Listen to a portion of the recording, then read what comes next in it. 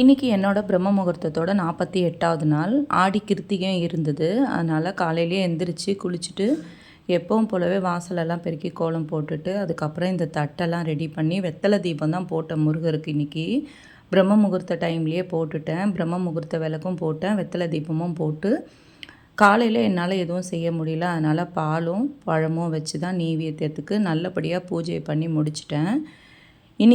இன்றைக்கி விரதம் இருக்கிறவங்க தாராளமாக இருக்கலாம். முருகர்கிட்ட என்ன கோரிக்கை வச்சு இன்றைக்கி விரதம் இருந்தீங்கனாலும் கண்டிப்பாக அதை முருகர் நிறைவேற்றி கொடுப்பாரு.